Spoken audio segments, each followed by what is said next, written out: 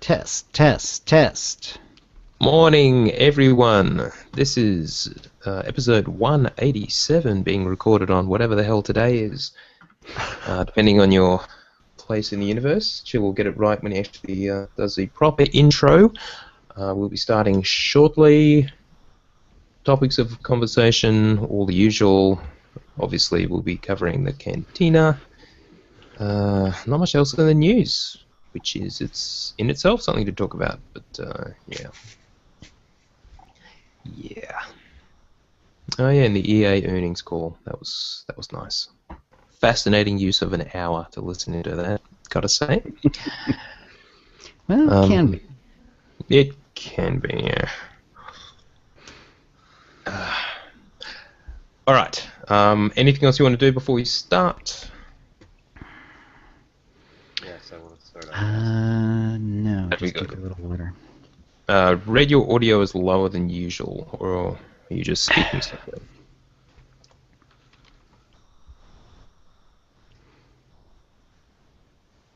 How is that?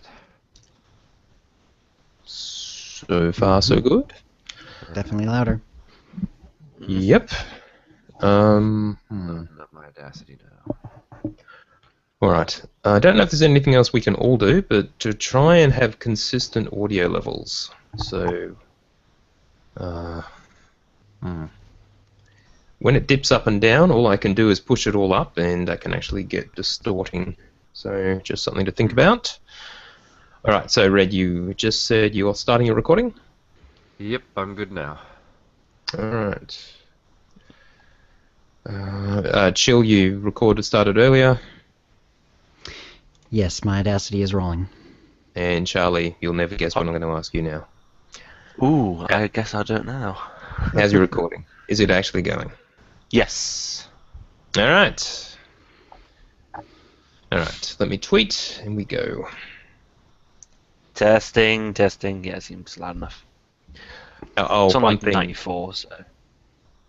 One thing, the exploit talk, we're just going to go through the feedback, is my plan if we have time. Otherwise, we'll wait till next week. We haven't got the conclusion from Musco, the post he said he would make this week, as we heard in the cantina. I'm in two minds whether to wait for that. We'll see how we're going for time. If we haven't got enough time, then, well, we'll just skip it. For the cantina stuff, I can say what he said at the cantina, because I did ask about it. Alright, so as far as going through the cantina stuff, let me go through my notes, which I have, which includes the Brisbane clan, and then just add in actual details since you were physically present. Yeah, I've got a lot more of my own, and I got all of Spencer's notes as well, because he was there. Good. Alright, tweeting. And if I sound surprised by anything, I will be, because I've been so out of it. There's been actually very, very little coverage of what was done at the cantina online. Oh, good. Well, This'll be fuck all, this'll be to be perfect honest. then. So, and the video is completely terrible in terms of the acoustics, which is shit, presumably. So, at least as far as the recordings went. So, yeah. Well, and since we had Brian there, I wasn't trying too hard, and then I realized that Brian wasn't there. Yeah. So. Oh well. Alright, let's get going. Okay. Excuse me. All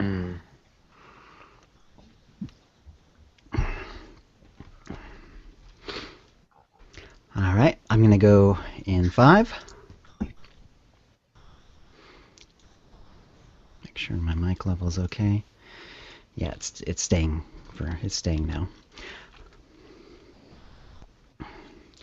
Hi, and welcome to the OotiniCast, the podcast that has hibernation sickness. Its eyesight will return in time.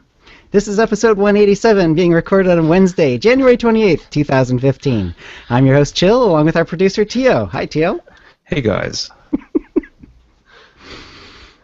And with us today are Charlie and Red. So Charlie, a.k.a. Chronotoko, how you been? First of all, that was brilliant. Yes, I've been good. Yeah. Compared to everyone else, I'm not sick. Then again, I didn't go anywhere, so yeah, I'm. good. Yeah, apparently there's a lot of sickness going around this month. No idea why. So yeah.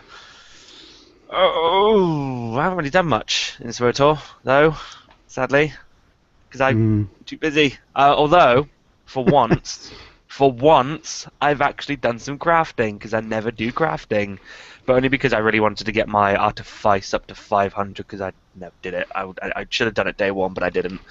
But when I did it, and I was surprised to know, because I forgot, oh yeah, there's this thing called Conquest, of course, which I've never done before. And I got like halfway through to 35k, and I thought, okay, maybe I'll actually carry on and actually complete the Conquest. Did I? No. So I could have got some rewards there, and I didn't. So I missed out on an opportunity there.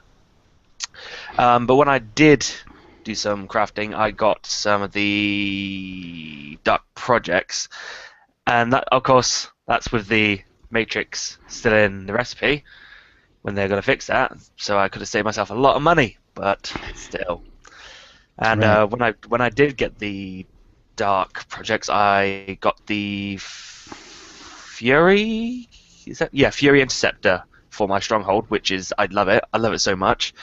And the Walker mount, which you can get for 10, I believe, and that I haven't even used it yet because I'm just waiting to open it up in a video because it's so exciting. That's my first Walker as well. Yeah. So that'll be exciting to open up. Continued with the Imperial Agent. It's getting really good with the Mind Trap chapter. If you've never played the Imperial Agent, well, it is really getting good, and I'm really enjoying it. Which act is that in? That's Act 2. I've completed.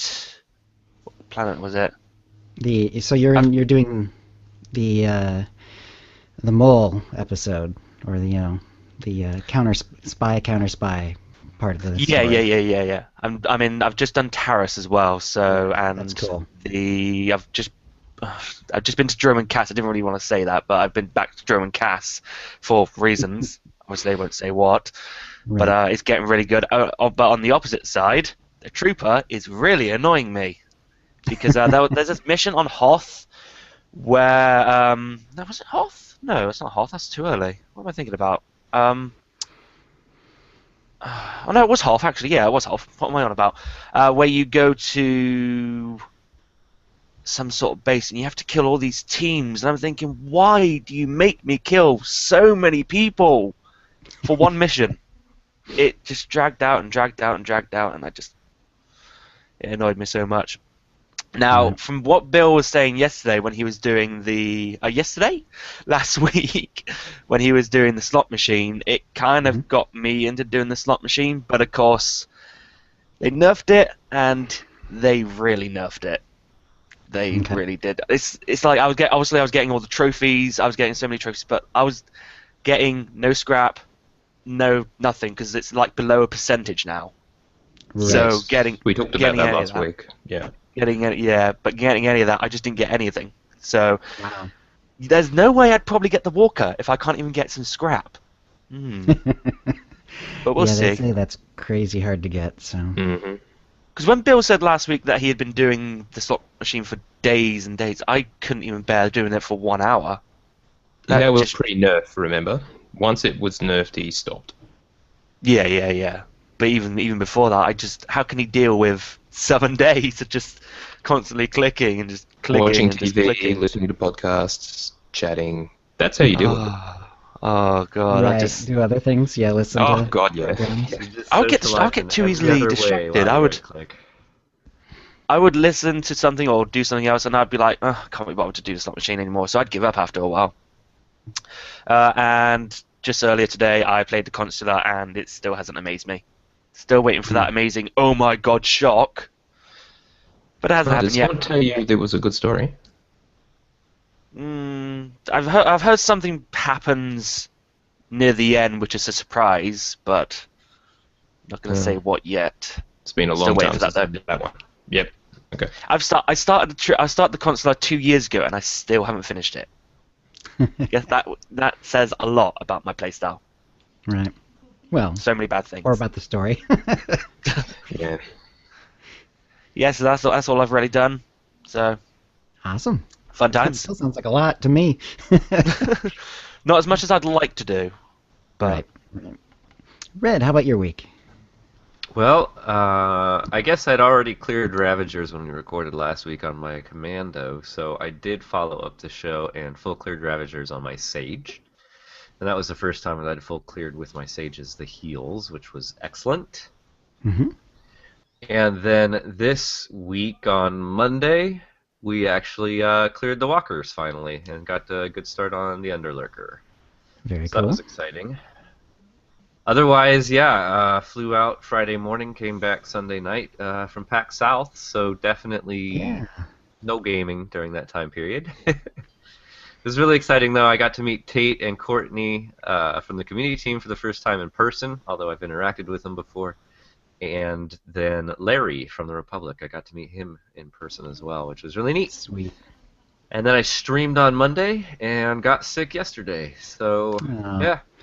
Pretty slow week, but yeah. I guess PAX wasn't slow. It was exciting and thrilling, but it was not in-game. Right. And Yeah, of well, course I can't wait to... Yeah, we'll I've be got a lot talking more to say later about on. more. Yeah, this will be about the... this will be later on in our discussion, so can't wait to talk about the Cantina. Indeed. All right. Teal, then, how about your week? Let's talk about raiding. On Thursday night, I raided with the Aussies, and we just did a full clear of Ravagers and the first two in Template Sacrifice. Easy enough. One-shot everything, of course. And we had quite a few goes on the Underlurker. Mm-hmm. Now, we had a pug with us, a gentleman by the name of Custard, who it turns out is Malaysian, which is kind of cool. Yeah, His English cool. was actually quite good, and he actually had a few tips, and we actually utilised those in our own run later. Now, for the Underlurker, what the tricks were specifically, if you have melee in your group, it's critical that your off-tank, who usually doesn't have much to do, they must get threat on the actual lurkerlings, the 3 ads that pop up each time. So whatever one the melee is attacking, the tank must have threat on them, otherwise they do a huge amount of damage to the melee, whoever they're attacking.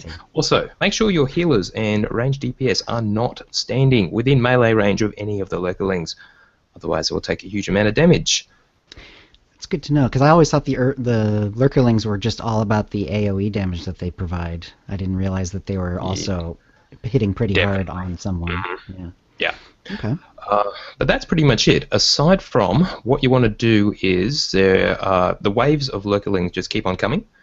But if you wait until the 5th wave, he will enrage shortly thereafter. So the idea is you work your way through 4 waves of ads, getting as much damage on to the boss as you can, usually during the cross phase, which is when there are no lurkerlings. And then after that, it's just a full burn. You ignore the 5th wave of ads, you stick together for heals away from the lurkerlings, and you just burn hard.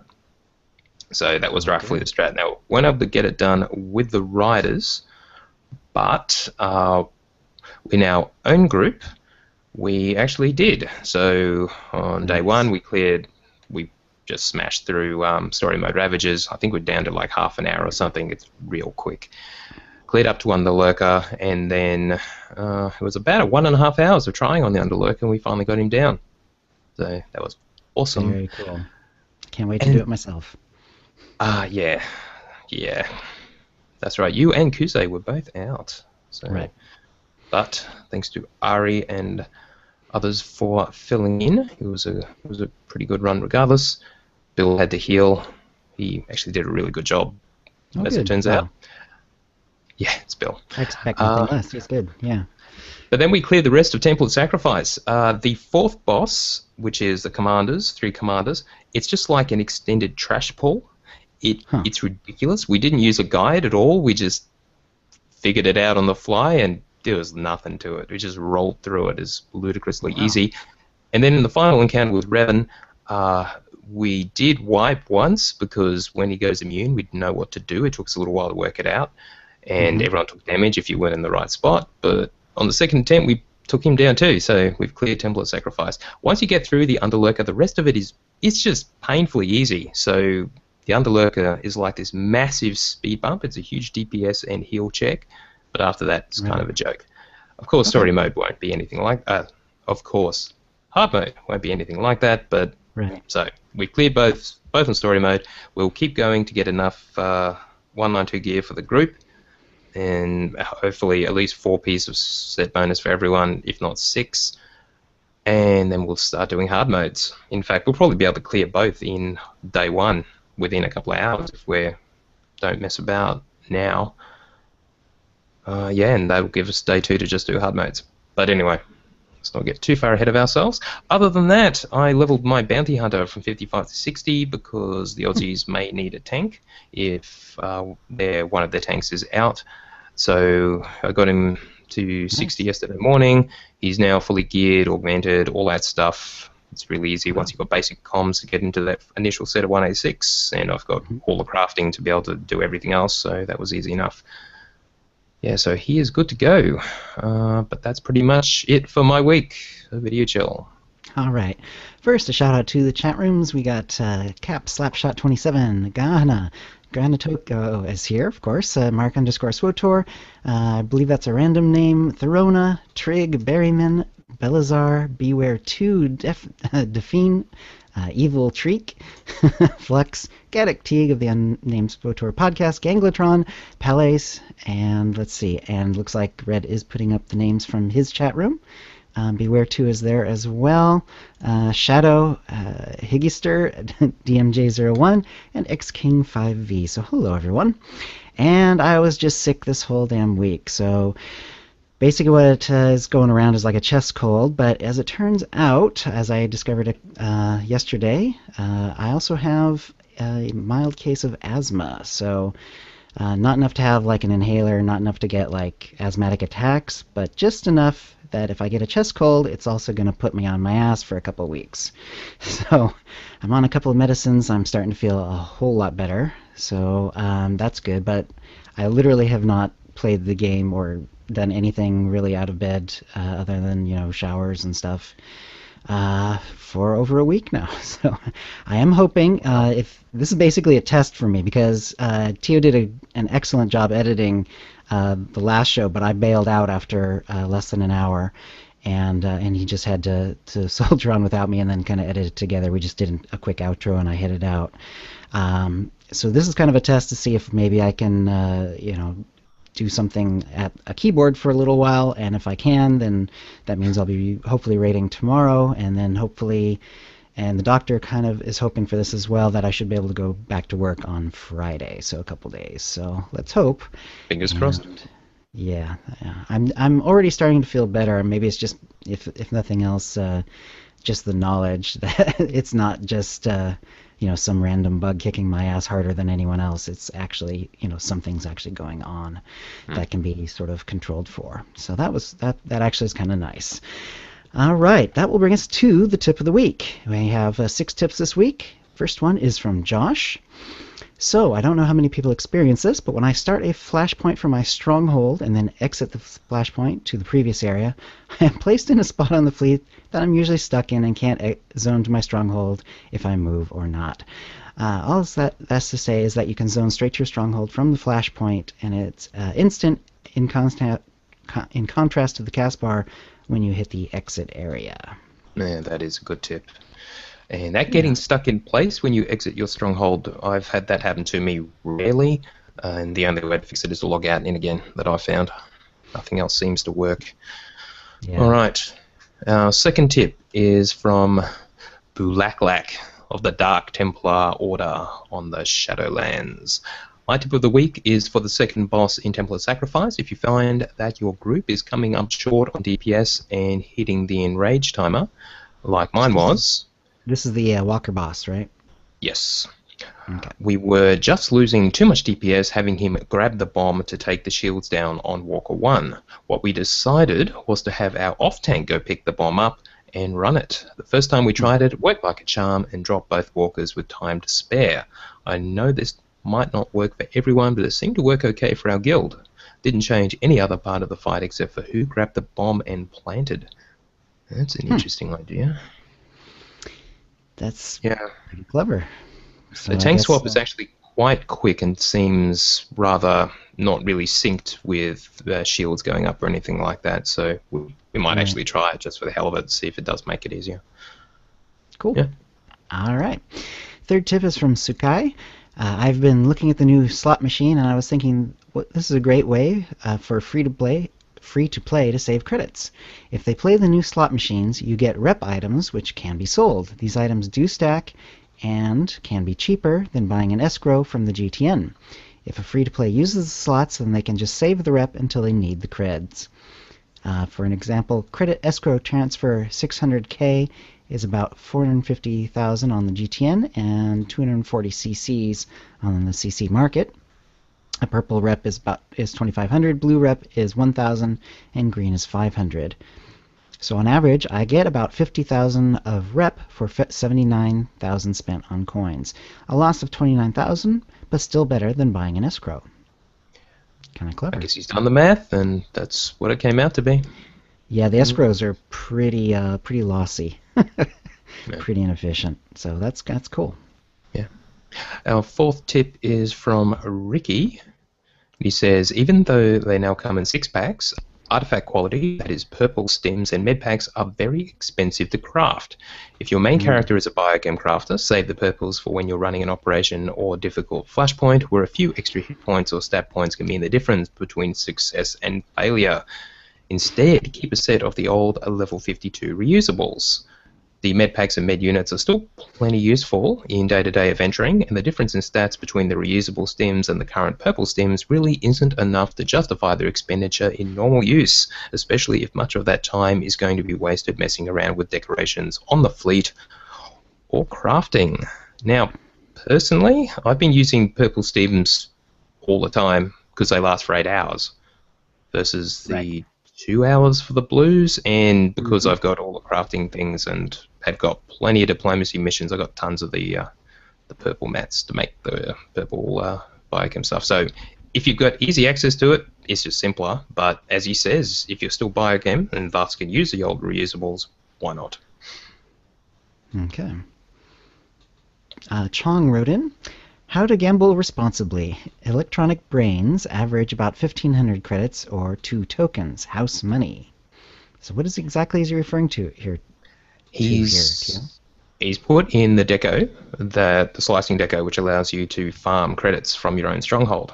Because you eventually do get the debuff, but it wears off after a certain amount of time. And he reckons that will give him enough credits to gamble. To gamble 2 tokens. So then that's the house money that he's talking about. Exactly. Yep. All right. That kind of makes sense.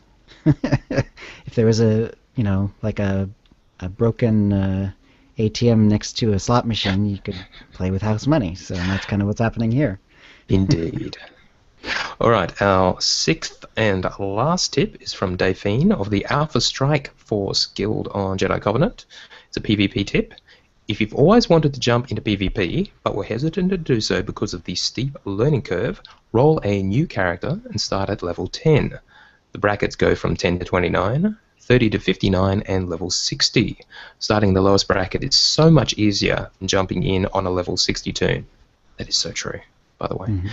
And the bolster at that level is very good at evening the playing field between the level spread and gear. I have toons with little to no gear that do awesome. I'm currently leveling a few toons on the imp side, doing nothing but PvP and class missions. It's the most fun I've had in SWTOR for sure. Double fun because a handful of guildies are doing the same. Nothing like a lobby PvP pre-made. And following up that, if you are at level 60, don't wear any non-expertise gear above 168 rating, or you lose out on the full benefit of the bolster buff. Also, don't put expertise on any gear unless it's in every slot for that piece, for the same reason, armor, mod, and enhancement. I'm not sure if this last part has been covered before, but worth mentioning because I see people doing this all the time still. We have mentioned it, but haven't mentioned it for a while, so yeah. And as a follow-up thing to be aware of, just like every other piece 3.0 and after, the weapons do not have crystals, which you must have equipped with expertise crystals as well. So you actually need to go get those crystals and put them in before using the main hand and offhand. Good point. Yep. Yeah, I've done exactly what he's describing in terms of leveling from scratch, because that is the best way to learn PvP. I've done that on 2 or 3 characters, all the way up to the level cap. Yeah, definitely the way to go, though that first 10 to 29 bracket is just crazy, because no one knows what the hell they're doing. Yeah, it's Right. just chaos, but still fun. All right. And by random allotment, the winner is number 4, Ricky. So congratulations, Ricky. You're the winner of a Tonfon code or M8R3 Droid Pet code, courtesy of BioWare, and an OotiniCast provided Cartel Market Pack from the latest shipment. And if you'd like a chance to win the same, please send your tips to OotiniCast@gmail.com by next Wednesday. That will bring us to the holofeed. Teal? I'll just mention in passing that thanks to our new guild, our new community contact in the community team, we're now getting a whole bunch of M8R3 droid codes as well. So we still have the choice. We now have the choice once more. So Very thank cool. you, Courtney. All right, let's start with a little patch 3.0.2b that was deployed during the regular maintenance on Tuesday. And all it did was it ensured that the Revenge of the Revenites achievement no longer resets on logout. That's a good thing. And ensured that the guilds that conquered Rishi and Yavin 4 were appropriately credited and rewarded. So it was deployed like after the end of the Conquest week when the new planets were part of it. But yeah, looks like something wasn't quite right. So they had to actually do a quick patch to get that fixed. No other changes that we're aware of. Okay. Also in the news, there is a post from Eric Musco changing community teams SWOTOR streaming. So he talked about the weekly live streams that they've been doing, which is usually a combination of the guys, usually Musco, was Hillary when she was still there, Courtney, and they're basically taking a fresh look at it, and here are some of the things they plan on doing a bit differently. So they're playing classes they're truly familiar with, rather than just picking up whatever. So, as he says, they're not saying they're pros, but they can do better if they're on classes that actually play themselves outside of the streams. A heavier concentration on PvE, because while Warzones are fun, there is a whole lot more of the game out there that they could be playing. They're going to be working on something to try and get support with other guilds and streamers. So other games are doing this as well, getting in contact with popular streamers and whoever, and try to work with them. I've heard of this. It's obviously working out, and that does seem to be the trend these days. So if they can make that happen, that's great. They'll try and move around on different servers and factions. They'll see about the scheduling to see if they can do it on a different day, other than when they do it, which is late afternoon Fridays, typically, their time. And also, they can actually do a real Q&A, question and answer. Now, normally they just answer questions as they go, but they're actually going to do a proper Q&A, separate from the actual mucking about in-game. So that's good as well. So if you just want to watch that, presumably you can just tune in for that part or watch it later. So if you have any ideas and anything you'd like to see or suggestions, just reply to the thread, which I'll link in the show notes. Next, just a quick note on known issues. A while ago they changed it so that was the list of known issues published on the official forums was actually quite short, very concise and incomplete deliberately, just so there wasn't a whole lot of noise. But as Tate Watson, who looks after that stuff, says, they probably went a little too far.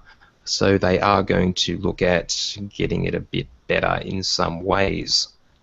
Now, they also talked about they can't really say which bugs are going to be fixed in a given patch ahead of publishing the patch notes, because it will change depending on whether something gets through QA or not.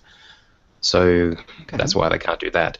Now, ideally, in my ideal world, we would actually have some sort of view onto their bug tracking system. But for reasons that are best known to them and probably can't talk about, that wouldn't really work out very well. So they'll probably just keep publishing the big hitters as all the ones that we're likely to stumble across, but there's probably a whole lot of sort of low impact ones that they won't bother to actually document. So if you come across this stuff, don't be afraid to put them in the bug forum. Like I have an outstanding one on the Legacy of the Ricarda flashpoint in hard mode, the one where Jakaro gets that blue circle, and if he's fighting Darok, the trooper guy, and grapples in someone else who also has a blue circle, that player is killed. So the solution to that is for Jakaro never to get the blue circle, but as of a few days ago, the bug is still there, and there is no solution to that. The group has to focus down Darok as a way of dealing with it, but if he grabs someone before you've killed him, they will just die. And that's if it's a healer and there's no other B-rays, you're kind of screwed at that point. So that's just not right. Anyway, so Works nicely. say again. Hold the line works nicely. Well, yes. If yeah, you're a trooper. All right. Next, we have on whenever it was Tuesday morning, US time, we had the EA Electronic Arts Q3 2015, which is a weird financial calendar thing. Their earnings call for the quarter. In summary, they did financially fantastically well. I mean, really well, in that they were substantially above their stated guidance, which is big win as far as investors are concerned, so that was excellent. BioWare's Dragon Age Inquisition did really, really well. They made a big deal out of that, so it sold a lot of units.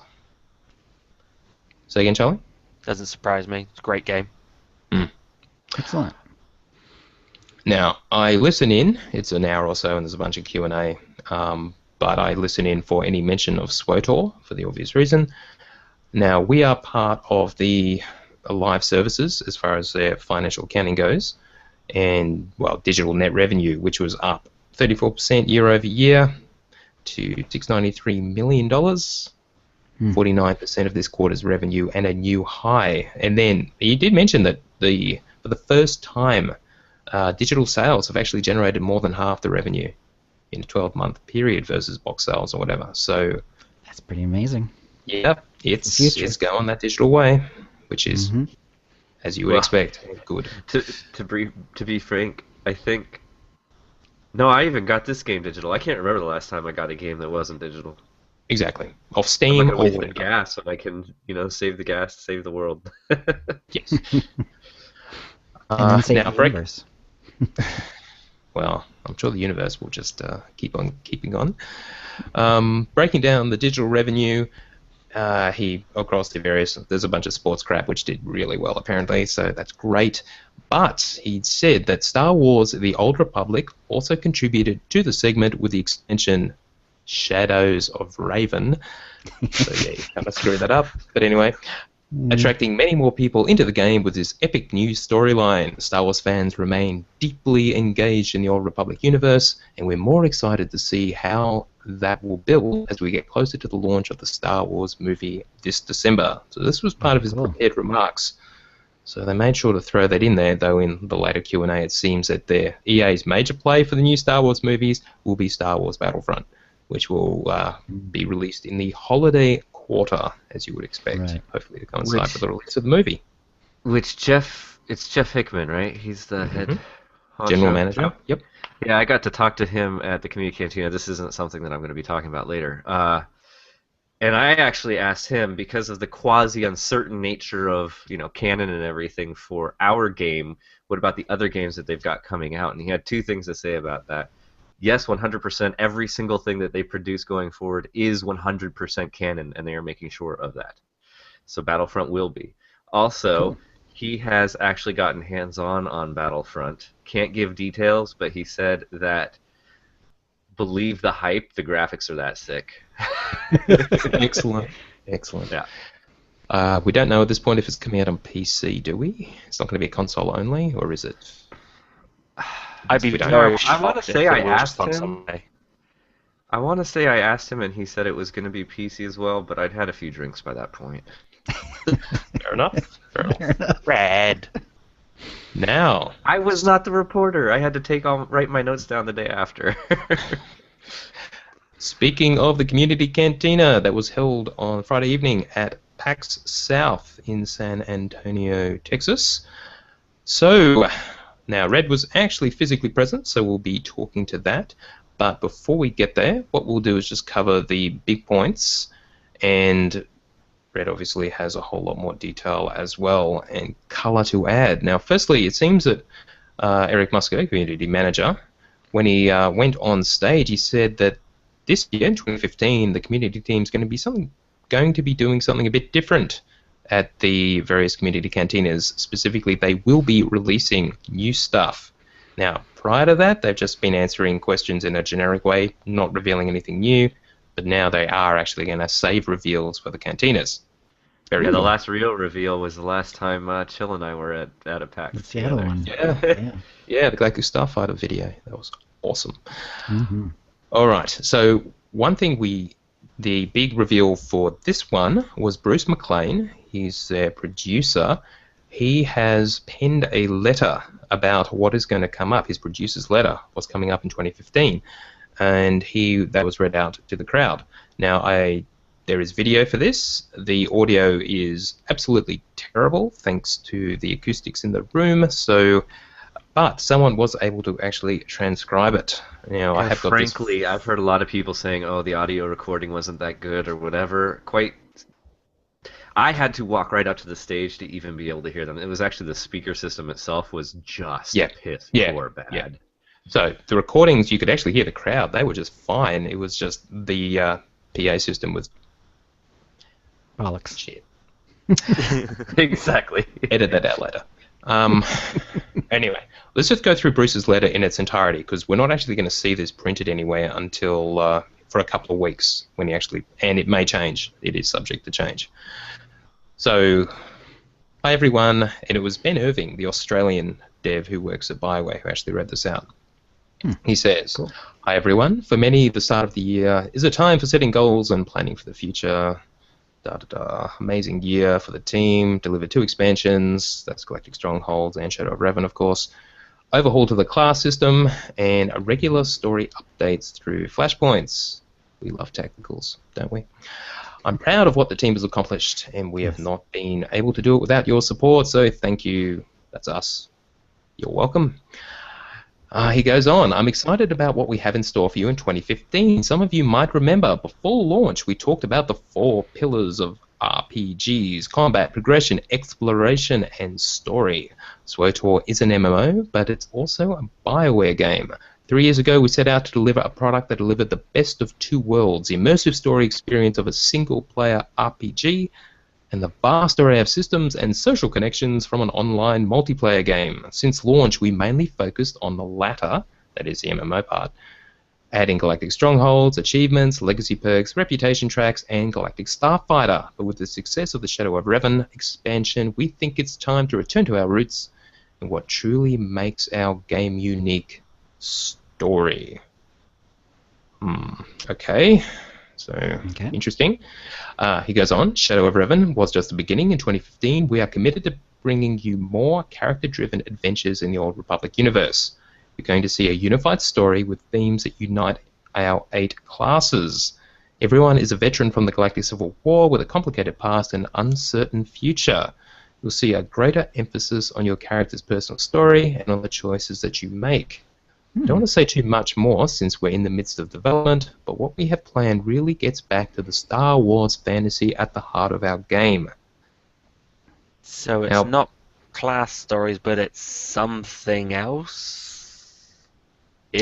Yeah. Well, unified story says it all, really, but presumably the same kind of flavor, maybe some class-specific missions. I was just thinking that. Sort of like the same story, but maybe, Trooper does this, Sith Warrior does that. Have you experienced the class-specific stuff in Shadow of Revan? Yeah, more of that. All right. He says, our plan is to deliver 2 major updates within this new story direction later this year. One in the summer and the other by the end of the year. But what's happening in the meantime, you might ask?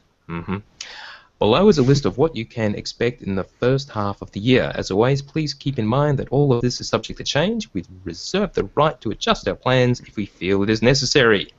So, firstly, on February 10th, we will have Game Update 3.1, which includes the following things, which you already knew about: hard mode versions of the 2 new tacticals, Blood Hunt and Battle of Rishi, as well as the start of PvP Season 4. No surprises there. Now, I will just mention in passing that that is 4 weeks after Game Update 3.0.2, which means that this the period between 3.0 and 3.1 will be 10 weeks. So, sort of creeping up from the old 9 weeks. They did say they were going to change the cadence, and I guess that is what we're seeing.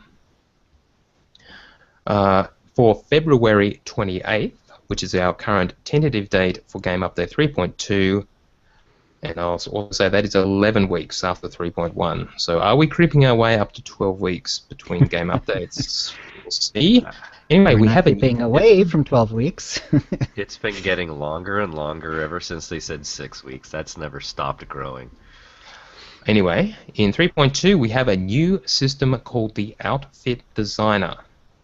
Stay tuned for a blog of this awesome new feature coming soon. So let's just pause and talk about that. Red, do you have any insight into just what the Outfit Designer actually is? All I can say is what I was told he could not confirm, wink wink, nudge nudge. Because there was a bunch of, like theories that were being bounced off of him, trying to get him to, and this is the, who was it that was reading this? Ben Irving.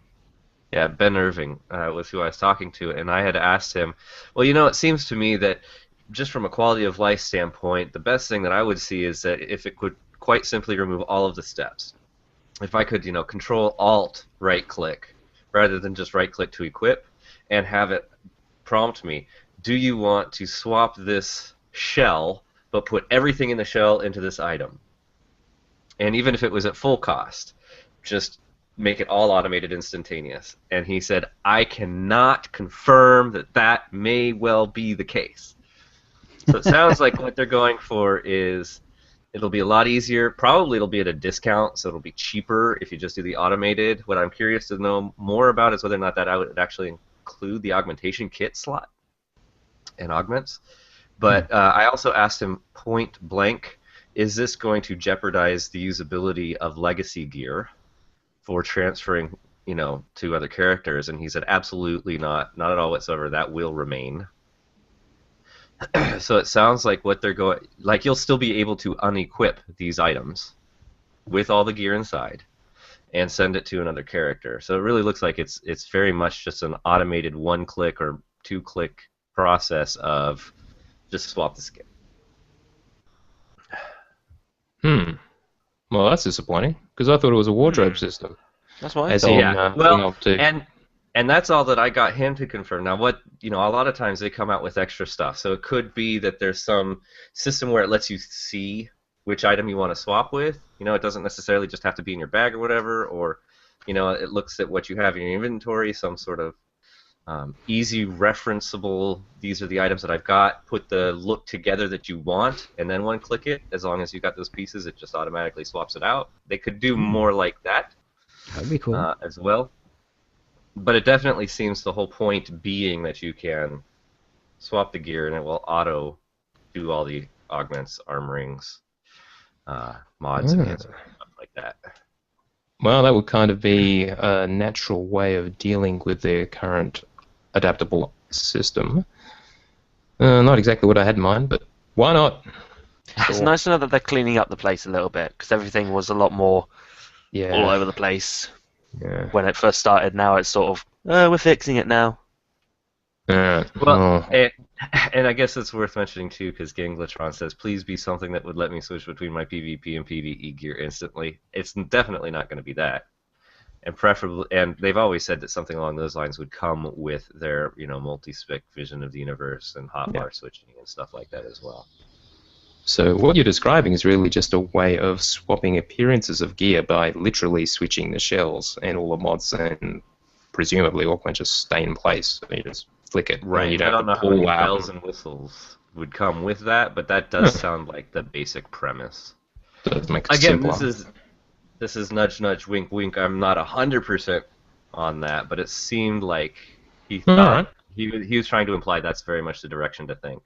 So maybe don't get your hopes way too high, but it should be a serious quality of life improvement, and we'll know more in the Definitely. future.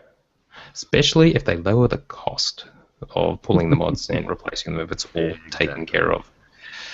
It would Maybe be they'll great start if they just charging us reduced cartel coins.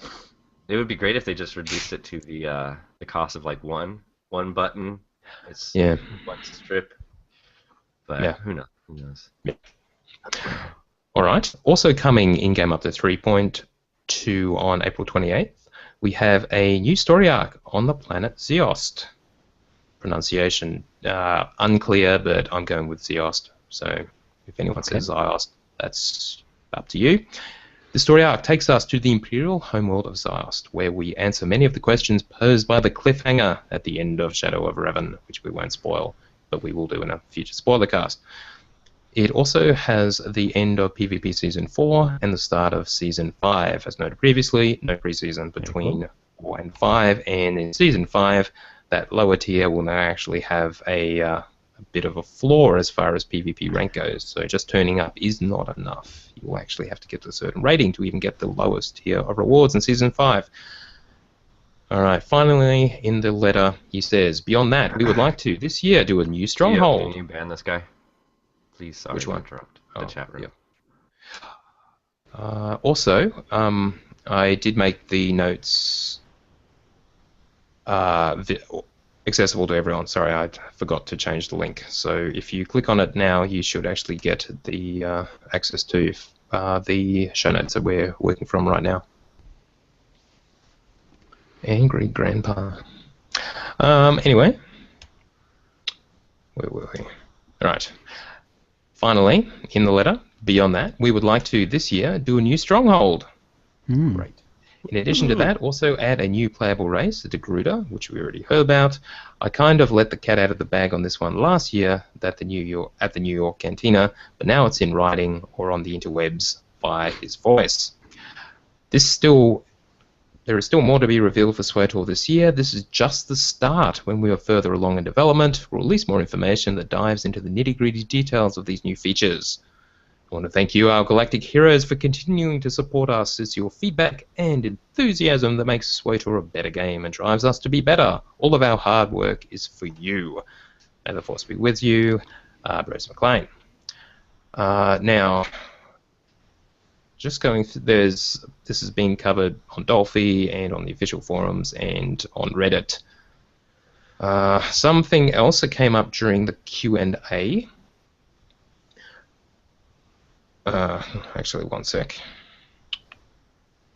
Now, they did have a Q&A, lasted about 15 minutes of actual questions and answers. Nothing really... well, firstly, the audio was really hard to understand from the video for the reasons that we talked about earlier. But nothing of note really came up. But during it, Musco did go into a long discussion about why they nerfed the slot machines. And it boiled down to the slot machines were always intended to provide rep items, as they do very well, but they made a kind of mistake in terms of the Jawa junk, etc., and the effect it would have on the economy, hence the nerf. And it was 100% their mistake. They acknowledged that, but they did have to try and fix it, which they did. So, yeah, that's why they did it. Yeah. Now, also, apparently came up, they talked about the action being taken against people for the Ravager's exploit. Now, we heard that they were looking into it, that if you had done it, you could expect something, or the people who made extended use of it or whatever. So apparently, last Friday, they did finalize the investigation. They have determined the action that they will be taking, and they will be executing on that sometime. And Eric Musco will be doing a post about it sometime. Now, we'd hoped he'd do that before this show, but he hasn't yet. So that is still coming. And again, in all the usual places, I haven't seen any mention of actual action being taken. So that is presumably still to come. I did ask them point blank if anything had happened, and they said absolutely not, it hadn't. Nah. So anything we've heard to date, then, at least as far as when Red spoke, as that point, was just rumor. Okay. Now, also, finally, before we get over to Red's extra stuff, a guy named Barnum on the official forums did have a few more questions that he asked from Reddit for him to ask just towards the end. Why do they hate Melee? This is a silly question, but they just said it's difficult to make interesting mechanics that are friendly to both Melee and ranged. And yeah, they made... yeah, it just is. So, can they update the companion system so we can change companions' combat role, like have Kira be a healer instead of just a DPS? And they've talked before, they're working on changes to companions, so, and we are guessing they're going to add some sort of switch so that any companion can perform any role. That's a big change because of the way the legacy system works, but, well, we'll hear more, but nothing specific. And finally, nightlife event achievements. Are they going to fix them? And they're still looking at it. So they have not, Red, given up. You may have found out more. Anyway, all right, Red, what's the extra information that you have to share? So I was totally typing in the chat room. What have they not given up on? Nightlife achievements. Oh, yeah. I actually asked Tate about the nightlife achievements point blank, and he said they have no further information. They are still trying. They do not know when it'll happen. Yes, they're looking. And apparently, I guess, he mentioned an anecdote where there have occasionally been circumstances when somebody gets onto the test server and says, "Oh, sweet, my achievements are back. They must have fixed it." And then they immediately start tracking that character to try and figure out why theirs popped up, because it is happening, and they just don't know. They have not figured out at all whatsoever why. So it seems like they're really in the dark. So yeah, I guess that would be the big call, is if you've noticed in-game that yours have come back, do let them know, you know, say thanks or drop Tate a line or something, because they need more data points in order to figure it out for everybody. How much of the population did it affect? Did it affect a small amount or a huge amount? Because I know it didn't affect me or someone else I know as well, so there were just 2 out of, what, how many players? I can't say as to... It's all anecdotal at this stage. It seems to me to be a tremendous number because I know how many people have said so, but then again, most people aren't saying that it didn't affect them. All right, move on. What else have you got, Red? As for Story Buckle Down, yeah, Story Buckle Down really is exactly what they're talking about. They want to buckle down on every aspect of this game and tie in story. And it sounds like they're much, much, much more focused on story than literally anything else. It is more important for them to really build on their story and progress on their story than it is to be giving us additional operations, GSI information, even tying in a continuation of the GSF or micro-binocular story materials and stuff like that. Did they say why? Because that's the direction they want to go. I asked him, this is from Ben again, I asked him point blank, you know, this single player push that we've been seeing with 3.0, where we have, basically I've taken multiple characters and gone in naked at level 55 into the Forged Alliance, the storyline, been carried through by the robot, and then leveled all the way through up until I hit 60 without, you know, using anything other than the gear that was given to me in the quests, and it's essentially super, super easy mode. And he feels that because of the necessary importance of story, it is fundamentally important for them, and going forward, they will be designing a game that all the story mode aspects of the game are designed to be beaten, and to be beaten easily. It is not meant to be challenging. The leveling experience will be this easy.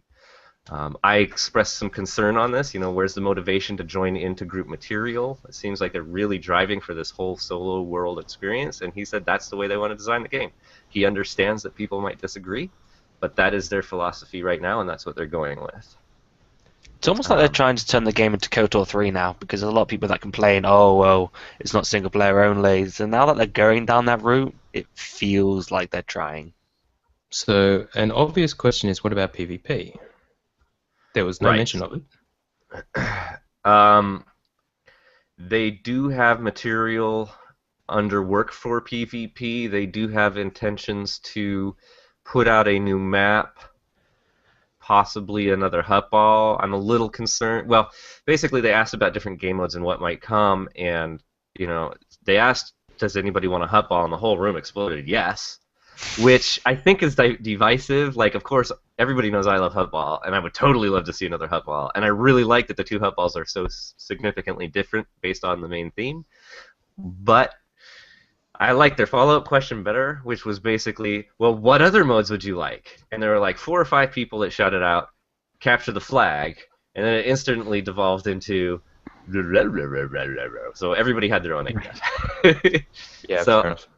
I'd like to see a capture the flag, because one, it's a tremendously popular game mode. It's something that has been starkly missing from this game since the launch, and then of course they could throw us some more arena matches, but unless they start putting in game mechanics in the arena matches, it's kind of pointless.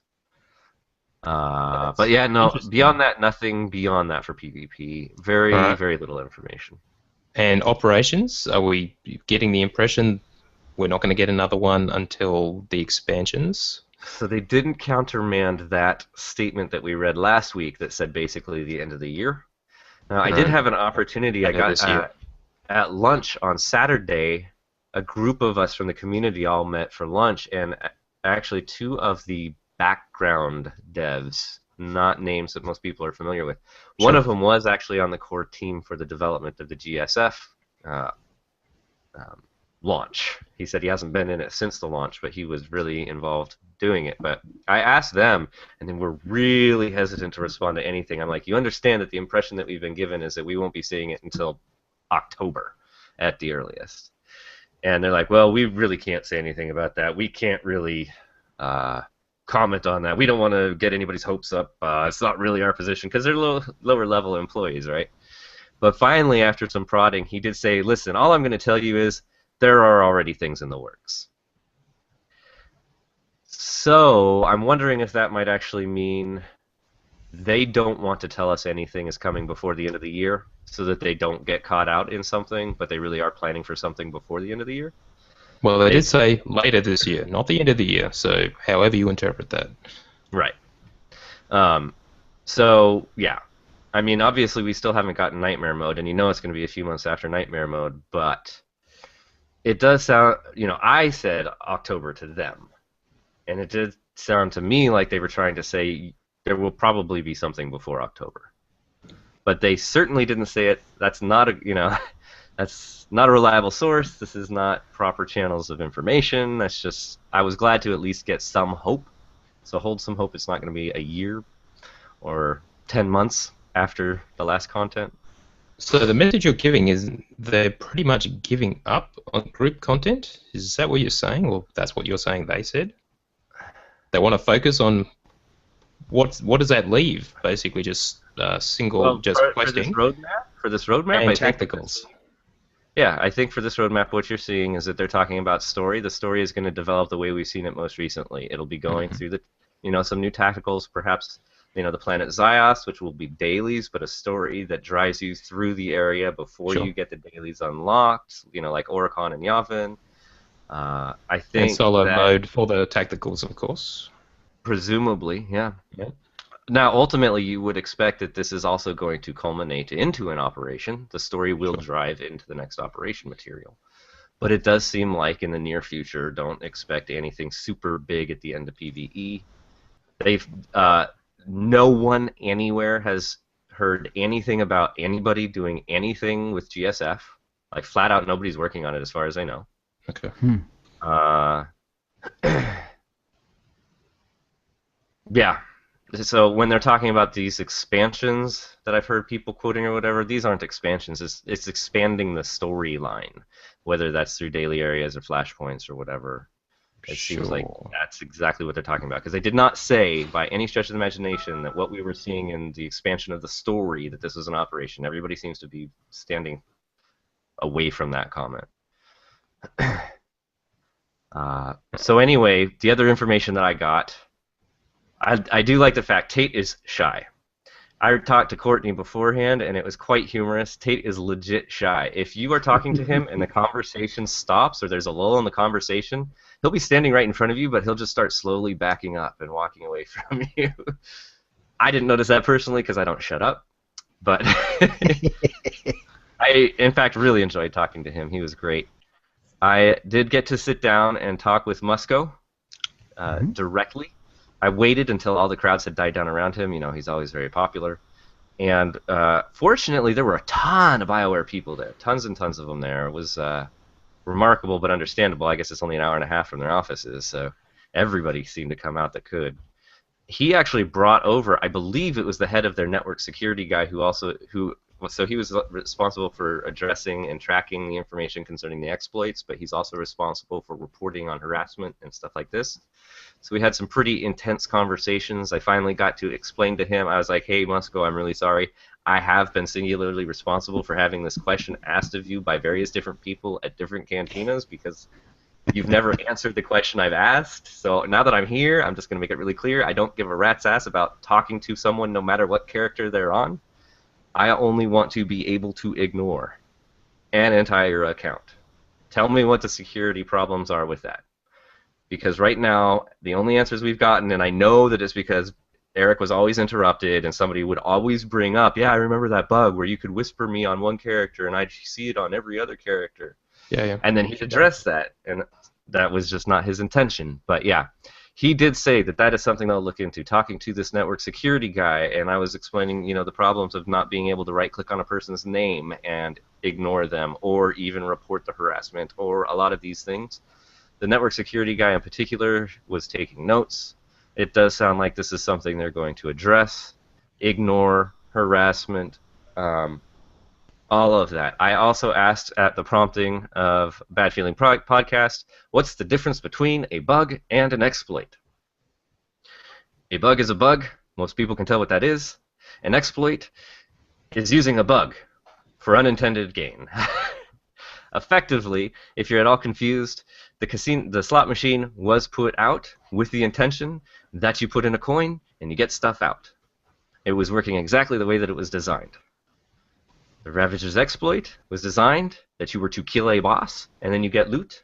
Clearly not working the way it was designed. That's an exploit. So, yes, you can use something that is, like, calling the slot machine bugged is only because they got the numbers wrong. It's still working exactly as intended. Right. You know, there was no error in the execution of how it functioned, only in the percentages. Yeah. Okay. Whereas Ravagers. So that was his clear thing. I still think there's a lot of gray room in that, but at least you've got that much of an answer. And we're almost done.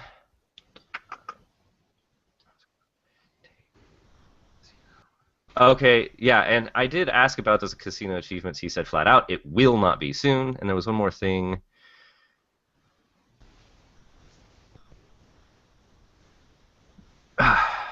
Oh, I know what it is. It's the better than cross-server. Mm-hmm. They wanted us to know that it is something they are still working on. They still don't have any additional information, and it will not be soon. They did want people to be aware that it is something they are definitely working on, and they have ideas, and they're trying to address it. But there's no soon TM on this. So it's later TM, is what you're Yes, saying. Exactly. Right. Later TM. Right. Presuming they can even get whatever their idea is to work. Spencer reported that, because he had an issue on abandoned content concepts, such as Galactic Starfighter, the fact that they stopped improving on it, the micro-binocular storyline, GSI, etc. They gave some numbers, which was interesting. They've basically stopped developing these items because, from their metrics, less than 10% of the total player population uses these features. So they are not continuing to develop for them since they are not being used. Oh, God. Okay. And then macro binoculars as well? Macro binoculars, GSI, yeah, all of those different things. And they also said over 80% did the story content, so they put their resources into more story content. I mean, granted, I'm not sure how you define that, seeing as in order to level, you have to do story content, but whatever. Right.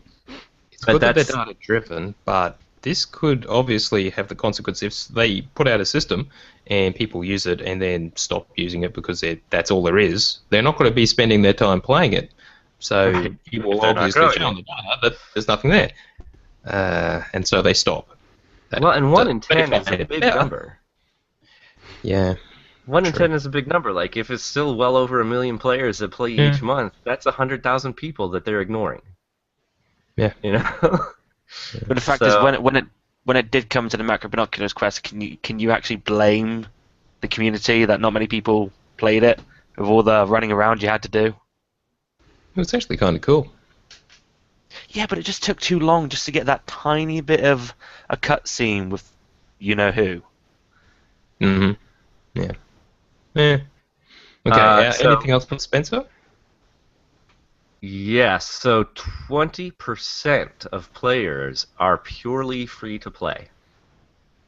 Only 20%. Oh, wow. Really? So it's 80% are preferred or subscriber. So I'm 80% of surprised players. it's that high. Yeah, I was Yeah. actually pretty impressed that it was that high too, honestly. Hmm. 1 in Would 5 at least doesn't put seem down $5. right. 1 in 5 doesn't seem that big, considering there's gonna be plenty of people that they start the game and then they give up on it. Sure. What that means? 4 out of 5 are actually sticking with it and deciding to throw down some money. It's pretty cool. Musco, it was either Musco or the senior producer said that he wanted to. Oh yeah, we already covered that. So that would be it. All right. Thank you, Red. Sounds Yeah. like a good time was had by all.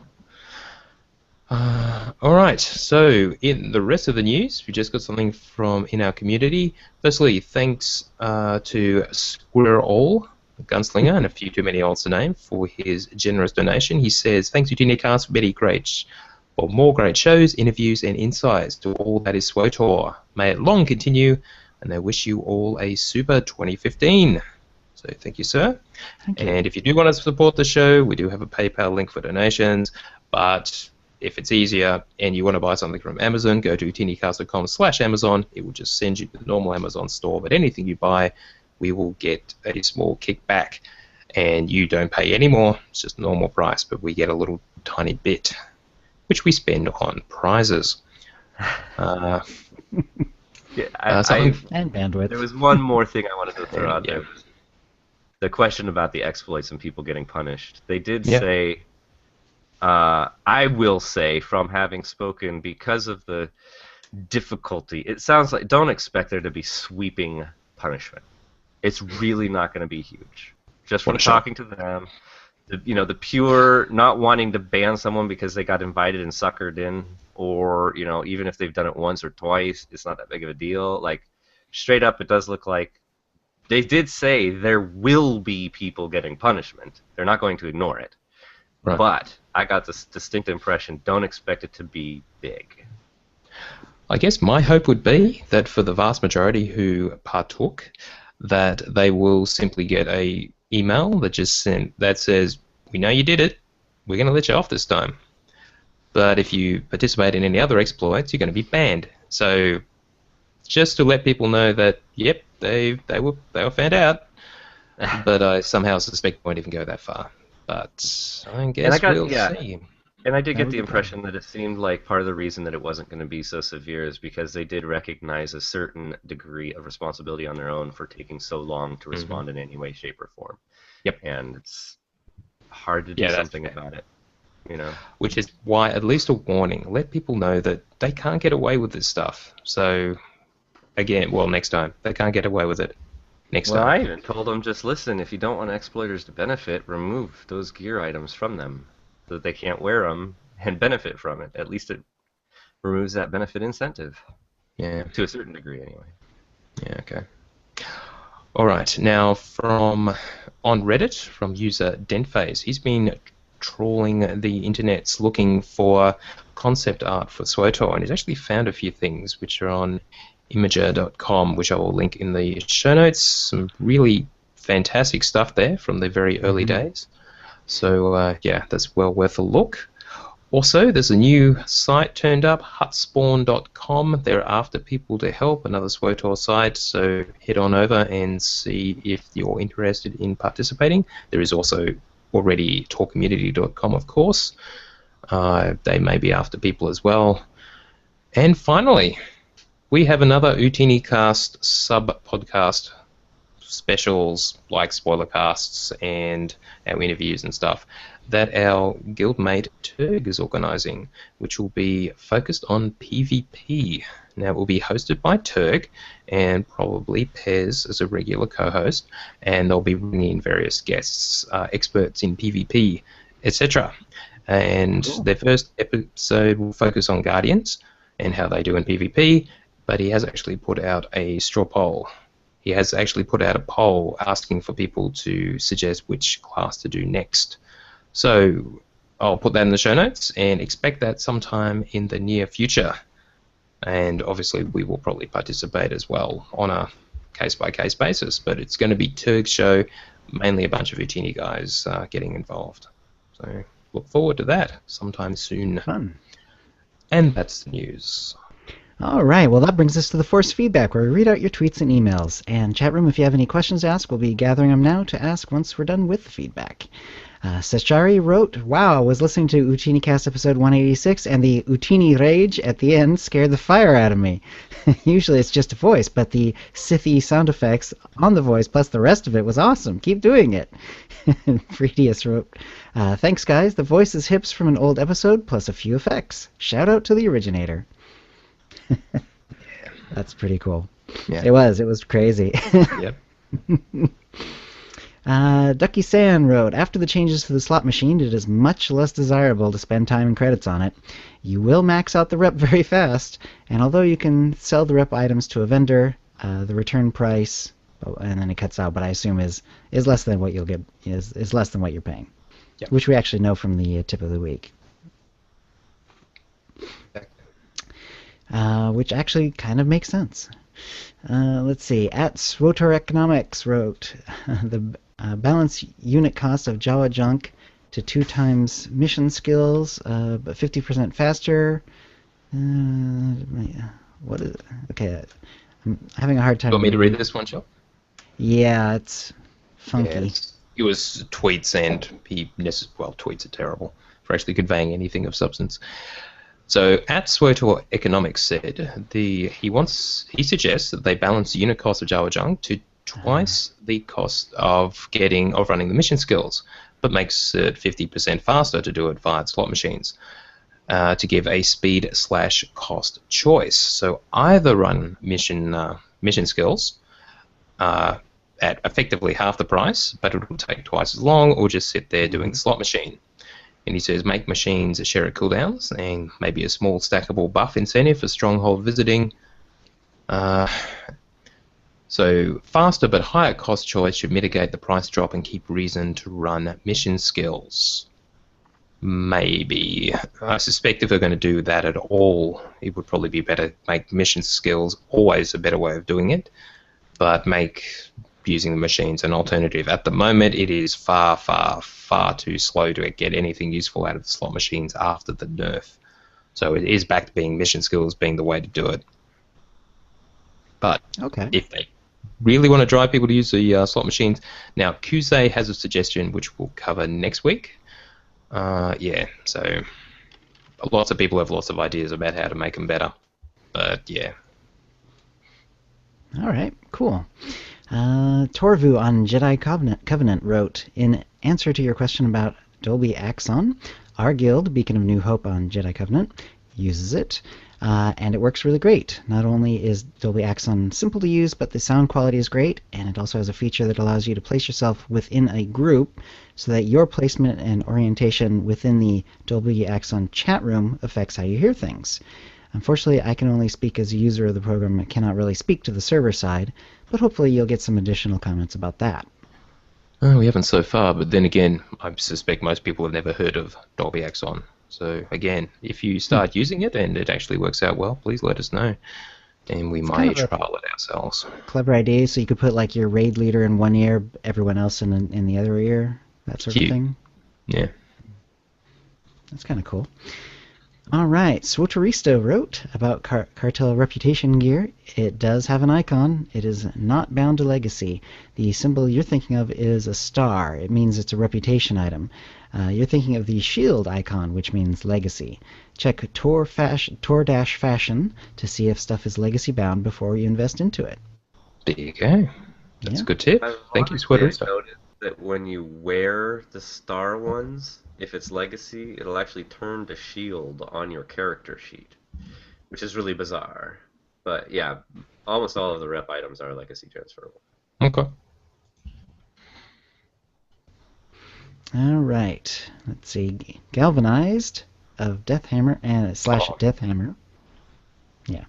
Galvanized slash Deathhammer wrote, I have a run in a bug that seems to have me a touch worried, but I know they'll fix it.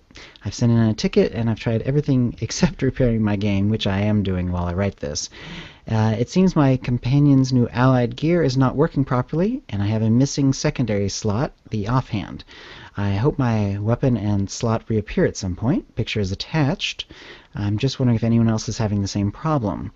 There was nothing I noted earlier on the forums or Reddit at the time. I'm just using this as an excuse to write in and say thank you for the show, as it has been and is amazing, and please keep up the great work. I meant to write in after the theory crafting episode. Amazing equals OotiniCast, and I mean all the members and guests. P.S. I think the leisure suit color and look for Gus seems fitting to his personality. That's hilarious. I love the picture. Yeah, And it does it's actually. The offhand is missing. Now, Teal, the offhand sometimes has been missing when you look at other people When you via inspect them. right-click. Yeah, but Yeah, when in you the inspect character them. sheet for Gus Tuno, which is Mhm. Smuggler Companion, the actual little box for the offhand is missing. It's just not there. It's not just empty. It's just physically not present. Mhm. That ain't right. Okay. And also, he's getting the error message that all of the equipment is just no longer... he no longer meets the requirements when he's got the Gus gear equipped on Gus. So something went horribly wrong. Hopefully the repair would fix it. The fact that no one else is seeing this does imply it is something just a bit messed up with his client. Worst case, he could try a complete reinstall of the game if he's got the bandwidth to do it. But yeah, that's nasty. Yeah, that is a hilarious picture, by the way, though. Tenya of the Harbinger. Not sure if you know of this hidden NPC on the scaffolding in the Cartel Bazaar. And there's a picture, and that is the sniper, which if you go up to him, you actually get a legacy title. Achievement. And an Yeah, achievement. we did. And I It's even a made a slash video achievement. back in the day how to get it. Yeah, we mentioned it back when the Cartel Bazaar first opened up, but it's been a while. And yeah, it's cool, and it's tricky to get to, but it's kind of fun too. It'd be nice if they did more of those in the future because they are really fun. Mm-hmm. Let's see. Dackett of the Defenders of the Republic Guild on the Harbinger. Temple of Sacrifice, Sword Squadron. The second boss. Yeah, which is the second boss. No need to wait for multiple shields on Walker 1. That just adds an unnecessary mechanic. I won't talk about tank or general positioning mechanics, just how we take them out efficiently. Here's our guild strategy for this encounter. As the fight starts, we have all 4 DPS on Walker 1. When the shield goes up on Walker 1, then we have 3 DPS move to Walker 2, and 1 DPS immediately grabs a bomb and heads back to Walker 1. As soon as the shield goes down on Walker 1, all the DPS move back to Walker 1 until the shield goes back up. We repeat the process with 3 DPS moving to Walker 2, and the other DPS immediately grabbing the bomb and then heading back to Walker 1. Usually on the third bomb, Walker 1 is down to about 5%, leaving 2 bombs, at which point all 4 DPS stay on Walker 2 until it is roughly 15%. At that point, the bomb-carrying DPS immediately grabs Bomb 4 and heads to Walker 1. When Bomb 4 goes off, Walker 2 is roughly at 5%. We have 3 DPS move to Walker 1, and 1 DPS stays put on Walker 2. At this point, Walker 1 dies, and everyone goes to Walker 2, which is usually around 1 to 2%, and they finish it off. For the last part, the number of DPS we separate between Walker 1 and 2 is dependent on both Walker's hit points. As everyone knows, they need to go down as close to each other as possible, less than 5 to 10 seconds for sure, or it can be a wipe. If done successfully, all or most player characters are alive, and there's an extra bomb. Always good to save explosives. Never know when they could come in handy. So things to note. 1. The bomb-carrying DPS does wait to grab the bomb until the grenade goes out to assure it doesn't interfere with that person's grabbing the bomb, and then watching for the missile attack, the harder hitting red circles, while grabbing the bomb. Grenade is that big circle where the person with it has to move away from the group before it goes off. We've tested, and the strategy seems to work with hard mode as well, although due to the extra damage from hard mode, we have yet to fully complete that fight, but we've come close. Two quick strategies we've found for hard mode. One, it appears that through our small 10-plus pools on this boss, that if the tank on Walker 1 is roughly 10 meters to the outside, the opposite side from the center of Walker 1, then the tank will not get grappled. 2, the person carrying the bomb will not get grappled either. Both will, however, still get homing missile, so spacing is still required. Okay. Thank you, Dackett, for all that. That'll be good for when we do it on hard mode. Right. Excuse me. And actually, that was another thing that I think about it that came up. The devs actually seemed quite surprised. One dev was actually saying to another dev, "Yeah, did you hear that people are actually letting more than one shield just stack, and then they'd strip both of them off at the same time?" And the other guy was like, "Yeah, I heard about that. Isn't that weird?" So apparently not designed that way, but they didn't seem too concerned about it. Right. Okay. Yeah, well, it seems to work for us that way pretty well, letting it go to 2, but at least the first time. I think after that it's every shield, so at least the last time I did it. Of course, we were doing that before we realized exactly how close together they had to die, so, yeah. All right. Greg wrote in, new vote for most fun combo in SWTOR. Run at the enemy, firing full auto, and hit stock strike when you get to them. It feels epic. Now that you can do that on the move. Chong wrote back, my route is the bounty hunter version of that. You run at them in full auto and then rocket uppercut them, Hadouken style. Make sure you hit your jump key right at the end to give your rocket uppercut a bigger looking leap.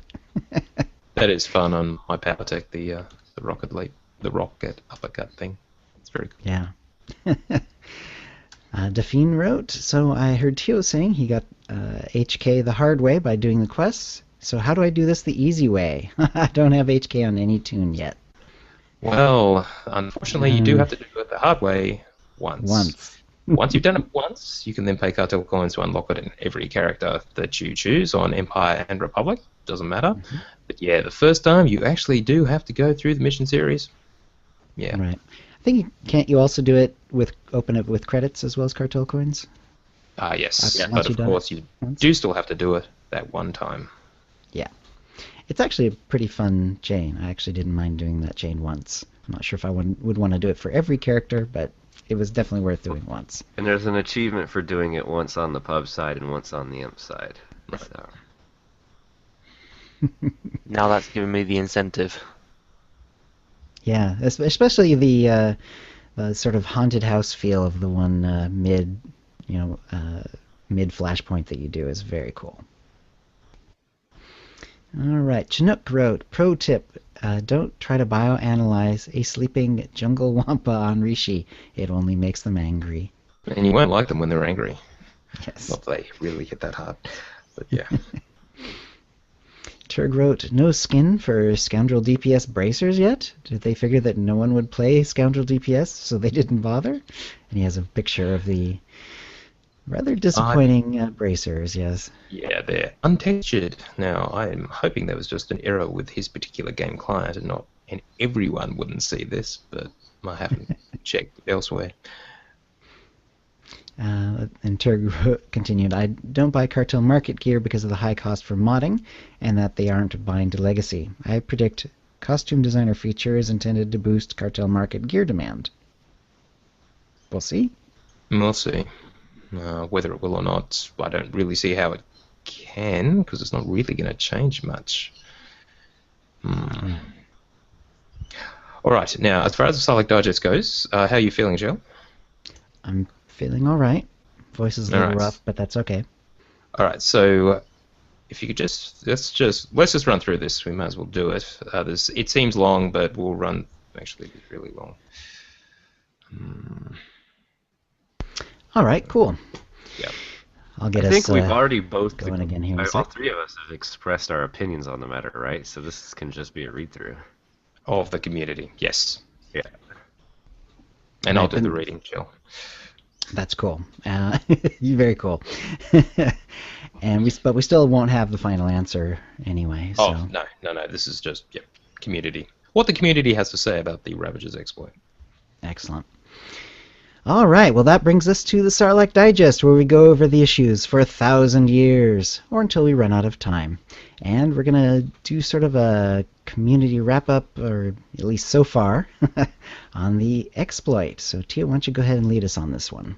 Sure. As we talked about earlier, we know the actions that they're going to take have been finalized and will be happening sometime soon. Eric will be doing a post about that. Mm-hmm. And yeah, we've already talked about all that. So what we've got here is a collection of responses that we received from the community, specifically to OotiniCast. And just so you can get an impression about what various people have to say. Firstly, from Halen, just in summary, make the gear, schematics, and crafting mats available from the exploit generally available on the Elite and Ultimate Commendation vendors, is what it boils down to. It's quite an interesting idea because, as you know, the purple mats, the Exonium, that you could get from the end of the boss of the Ravagers were obviously sort of flooded the market. Whether that's really necessary, I suspect it will kind of just balance out. But making them available for Elite or Ultimate Comms is a kind of nice idea as well. But also the gear and the schematics, well, it's not actually that hard to get it, at least for the story mode and for the hard mode. Yeah, nice idea, but in summary, I don't think they'll do it. They're just going to wait for things to equalize, just normalize. Right. Because really, they were quite limited in what you could get off that final boss, because it's chess pieces and a couple of other things, basically, if you did the 16-man version. Alright, so from TBVBH, however you... anyway, I won't even try to pronounce that. In summary, 1. The impact on the player economy due to crafters learning schematics by reverse engineering items obtained from the exploit, and B. Devaluing of the purple mat Exonium, which is what we already talked about in the previous one. And yeah, that presumably happened. Again, I believe it will normalize now the exploit is fixed, but it was a real exploit, and crafters who were trying to do things the proper way kind of got screwed, ultimately, at least at that time. And he says that they should differentiate between those who benefited directly and those who, in addition, propagated the exploit via communication and transferring the lockout. And from Eric's follow-up post, it does seem they are able to determine who the true bad actors in this are. And I believe, from what Eric said, that that's exactly what they're going to do. They're not going to do a blanket, let's slap everyone. They will just slap hard the people who were basically transferring servers and carrying the hard mode lockout with them, and then and directly benefiting it and selling the lockout to people. Alright, so from Emil, he just talked about previous exploits, and he does recall hearing that a number of suspensions and bans went out over the exploit where you're able to replicate color crystals and vendor them. So some people must have really done that to extreme, but again, the impact of that was fairly small, just credits, so who knows.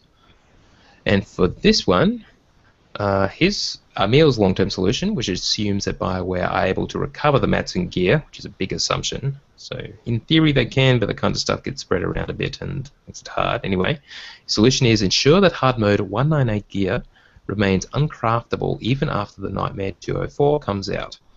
Gear becomes available. In addition to this, perhaps releasing new Grade 11 exotic mats for the new operations, which would be used for crafting the 204s, so you couldn't use stockpiling of the stuff that you got out of the Ravager's exploit. Right. Interesting, because we don't know anything about what's going to happen with as far as that goes, so yeah, it's not a bad idea. I don't think they'll do it, though. Again, it's just a little too hard. And from Police, he wrote us quite a long email, but he's got a suggestion on how to handle exploits generally, so just running through it. 1. Someone discovers a possible exploit. That person then reports it privately to BioWare with the steps to reproduce the exploit. BioWare then has a set amount of time to patch the exploit and deal with any exploiters. This would be 30 to 90 days. After the exploit is fixed, BioWare announces that the exploit was, what the exploit was, and credits the first person with the disclosure. BioWare could also give a free month of game time or cartel coin compensation for the responsible disclosure, thus giving an incentive for people to actually report the bug rather than just sitting on it. If you're interested in IT, you may know that something very similar to this happened recently, where Google released the details for a really nasty flaw in Windows. Was it Internet Explorer specifically? They gave them 90 days to fix it. That is, Google gave Microsoft 90 days to fix it. 90 days went past, they still hadn't patched it, so they told the world, which means that the hackers could actually use it. And then it happened again, and Google were told that Microsoft were going to patch it, but they took 92 days rather than 90 days, so 90 days ticked over, Google published it. So this is the same kind of thing where, actually I don't see why you really need to put a time limit on it. So it's sort of using the same approach, but really, as Eric did explain, the path is fairly clear. The good idea here is the actual incentive, some sort of incentive for actually reporting defects or bugs of this nature. That is a good idea. And maybe they do this kind of thing, but I don't know. Value for value, yeah. Yeah, so it's not a bad idea at all. But remember, if you discover an exploit, do not test it privately unless you sort of did it yourself, if you hear about it. Report it to BioWare as soon as you can, and don't tell anyone. Definitely don't go onto social media or anywhere and tell the world, please. So give them a chance to fix it and contain the actual the damage, basically. I think the slight problem with the suggestion Police has suggested is if people were to report the exploit, you'd have all these people who would be reporting the exploit, and then there'd be this whole argument, oh, well, I was first, no, I was first, oh, why is this person getting, game time and cartel coins and I'm not? So that's probably the only problem, which I don't think that they would actually do. That makes any sense? Sort of. Because if everybody were to submit a report about the exploit, everybody would, when they come to say, oh, well, this was the person who reported it, not to mention that's kind of breaching security at the same time. I don't. If I reported the exploit first, I don't think I'd want my name plastered all over the place. And even then, there would be everybody who would also be saying, oh, well, I sent off a report about the exploit as well. Well, where's my cartel coins? So there'd be this whole argument on who was first, and so. Yeah, well, yeah. In that case, we just have to trust BioWare, I guess. Anyway. Alright, from our old friend Giant Gina. Now, I might read this one in its entirety, because he put a lot of thought into this. But the Holiday Ravagers exploit, where the entire loot table of the final boss Korotani could be granted to a player for simply zoning in using a lockout granted to them from another player, is devastating on 2 levels. That's a nice, good summary of the exploit, actually. 1, the economic side of the game. Raiding guilds, such as the one that Giant Gina is in, rely on rare crafting mat sales or reverse engineered equipment to keep our raider repairs open and available to all those guild members who are progressing on content. Korotani exploit ruins this, in that it allows for both crafting mats and learned schematics to be entirely commonplace, not to mention the gear itself being lessened in value when so many can already be best in slot 198 unfairly, at least in general mods and enhancements. This means that those who gambled on reverse engineering a piece of equipment that they earned negotiating their way through an operation reap little benefit from having learned what would have been a rare recipe on a given server. This exploit, though, through opportunity lost, absolutely has the potential of costing a PvE guild hundreds of millions of credits in rare mat sales alone. This means that some raiding guilds will effectively force their members to run dailies, horror, to keep up with the repairs while progressing through a tier of content.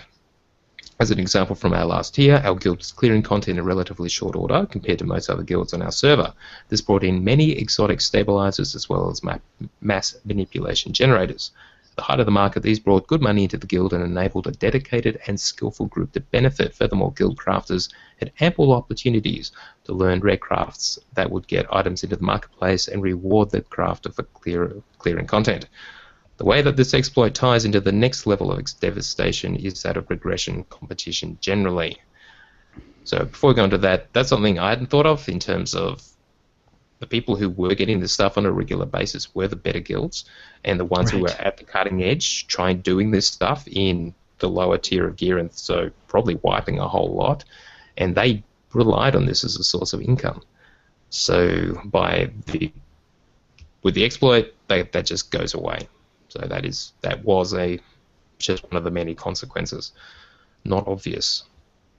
Anyway, secondly, the competitive aspect. While clearly not being wholly distinct from guild bolstering through economic means, additionally, a dedicated guild benefits from a system that is fair and consistent, where equipment must be earned through progressing through fights, gearing, and growing in experience in a general sense, and on specific fights. This Karatani exploit has degraded what a guild has accomplished legitimately, and degrades guild progression insofar as it has made it unclear who has arrived at gear and crafts fairly. Right. So in conclusion, BioWare, you must crack down on exploits in this game. You missed an opportunity last year when you failed to take action on a far lesser exploit, the Nephra one. The policy of silence in regards to exploits doesn't work in a way that is meaningful to me. Take action through disabling instances or loot tables before you force players to exploit in response to a system that refuses to address or punish exploits. It degrades the game. So, and that's Giant Gina, also known as a patchwork of the Bastion. It's strongly worded, but yeah, absolutely. And that absolutely makes sense. Even for our own non-competitive progression, that's why I mandated no one should use the exploit. Even if how many guilds have full cleared the hard modes? Don't know. Not that many have done Revan, as far as I know. Yeah, I was just curious. I mean, with all this, everybody thinking that the exploit has benefited so many people from, getting so much gear, making it easier to get through content. I haven't really heard of many people actually completed the content, even with the exploit benefit. Yeah, I mean, the gear gives you a buffer, makes it a bit easier, but really a lot of the fights are mechanic driven, and no amount of gear is going to help you if you're standing in stupid. Yeah. So, yeah. Finally, you'll be happy to know, just one more thing. This was a reply to a post of ours on Reddit, and his too long didn't read was, this needs to work both ways. If they plan to punish those who use the exploits, they, BioWare, also need to look into and reward those who earned a reward but, due to a bug, could not receive it. So the longer version, he just elaborates, but the point is that there have been a number of bugs in the game since launch, such as being able to get the all-stat datacron from the fleet, and SOA being inaccessible, this kind of thing. And those bugs have remained extant, and there was, even though people put in tickets and stuff, they were not able to get the rewards because customer service weren't able to grant them. You basically just have to do it again, typically. And so if they're going into it with that attitude, with this one, where they're banning and suspending people just for taking advantage of a different kind of bug, is that fair? So, in short, bugs that deny me a reward I earned are met with, oh well, you won't get it, do it again. Yet a bug that earns me a reward without doing the work earns a punishment or ban. So I guess, looking at it logically, that is kind of apples and oranges. Yes, they're both bugs, but customer service is, well, in this particular case, because of the nature of the exploit, they are going to great lengths to make sure that they find the people who really exploited it heavily and ban or suspend them. But as we know, prior to this, they haven't bothered. So maybe the policy overall is, this is a good thing they have to do this time, to just at least give a disincentive for taking advantage of exploits. Any other comments on all this? I don't think people realise just how much BioWare can see, and I think we're finally getting to see, I'd say, the wrath of BioWare. I mean, obviously we don't know what they're going to do, but if they do something pretty bad to those who did it too often, well, I don't think it's all over the place, really. Yes, and even though they haven't gone to great extent to try and fix the consequences of these little bugs, well, these bugs in the past that have affected people, that's because it is actually hard for them to do, and in this particular case, they actually did put a lot of effort, apparently, and it took them a while into actually getting the data they needed. So it isn't easy to get to. It'd be nice if they improved their tools so that when people do encounter bugs, they can be properly compensated. That's not where they are. But yeah, it does seem a little strange. Frankly, Anyway. I think at the end of the day, I'm glad to hear they will do something. I'll be glad when they have done it and we can stop talking about it. And BioWare will do what BioWare does, and they have the right to do it because it's their game and they can handle it how they want. And I'm just tired of the conversation, honestly. And that's where we will end that. Now, do we have any questions from the chat room, such as Snake? Yes. Phlox.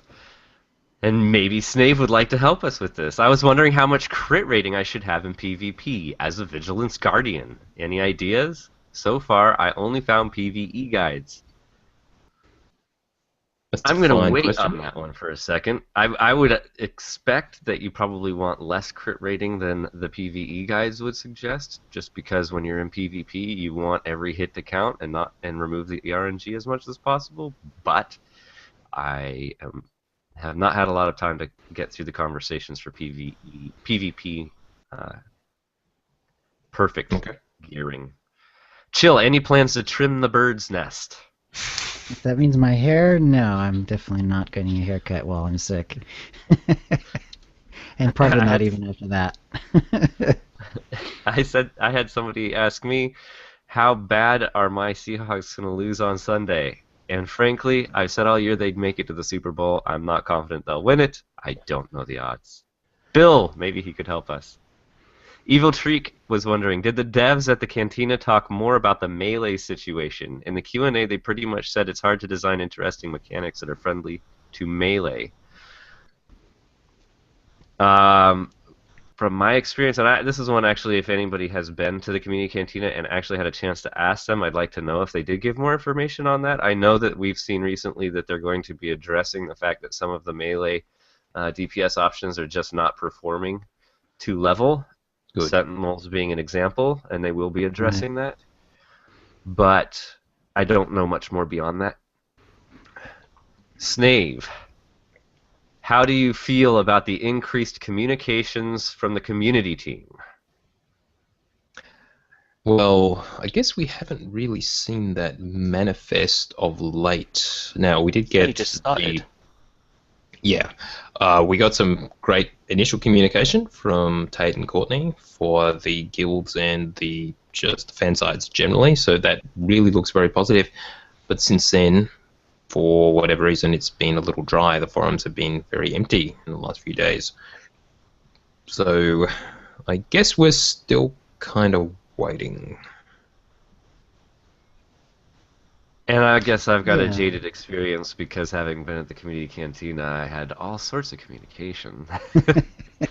And they really did, like, all of them seem to go out of their way to, I would say anybody and everybody, if you have the opportunity to ever go to a community cantina, particularly if you have any kind of beef, show up. Putting faces to names and the fact that these are human beings and hearing tone, because it's so hard to understand tone in text. The community cantina is well worth your time. Yeah. I can promise this now. The day they announce it's coming to the UK, I will be booking that holiday. I'm sure they'd love to come to London, for sure.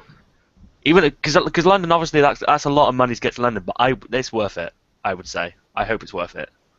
In my eyes, it would be. And of course, the community team also just changed up a little bit yet again with Courtney coming back. That must have messed them up from one of the other teams. So, yeah.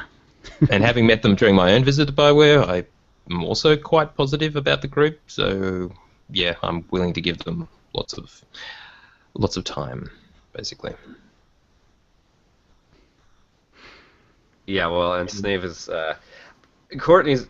I've actually emailed her quite a bit even before the PAX, and she had already helped mend some bridges that I'd had some issues with. It seems like her picking up the responsibility of the previous post has already engendered a lot of goodwill in the community, and I know that she's got some seriously, what's the word? She's got goals that might be hard to reach, but as long as she keeps trying and does better than they have done about the 6-week content release schedule, then I think the community as a whole will be very, very well represented. All Okay. right, and is that the last question? The last question was actually in response to the 10%. What was it? Of free players? Yeah, no, the 10% of people that have participated in these extra content was G-Land was wondering, so how many people do you think run Nightmare Ops? What percentage is that? Because I bet it's less than 10%. And I was thinking that too. I forgot to even mention it. I bet it's less than 10% that are running Nightmare Ops until they out-level it. And yet they're giving attention to that. I feel like that policy is just slightly flawed. Well, possibly even after after they outlevel it too. Yeah, the problem with that is though you kind of have to have the bleeding edge content, or else you'll never have any content. You know, it's at least as far as raids go. Yeah, I mean the same can be said for attention to PvP or any content that's actually in the game though. If you're not giving attention to it, it's not gonna keep people's engagement. I'd like to know how many people are participating in the events, because I'm pretty sure they said not long ago that they want to bring more events to the game. Well, events are just rotating dailies. I'm sure plenty of people do them. How many people did Nightlife, I wonder? That would be And all that interesting. money. That's a stat I'd like to know. How many credits were spent on the Nightlife event? That would be awesome. Might be scary. Billions. All right, let's wrap up before we go any longer.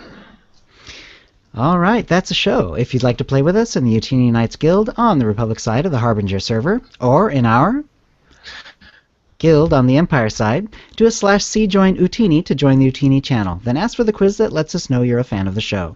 You can email questions and comments about the show to OotiniCast@gmail.com. Follow us on Twitter using @OotiniCast. You can find contact details for all of us on our website, OotiniCast.com, which includes how to subscribe to us using iTunes, Stitcher, and the rest.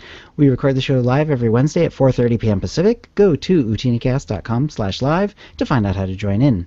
Our theme song is from Mevio's Music Alley. Check it out at music.mevio.com. That's MEVIO. And thank you to the chat room. And thank you, Red and Charlie. Thanks, guys. And we'll see you next week. All right, everyone stay, keep recording, do not stop, keep recording. Thank you, chat room. And special thank you to Snave for saying some very kind things. Australia, what a place to live. Who'd want to? Even the sun will kill us if the snakes and shit don't. So anyway, we will be back next week. Yeah, hopefully with a bit more news. So have a good week, guys. And yeah, we'll see you then. Night all.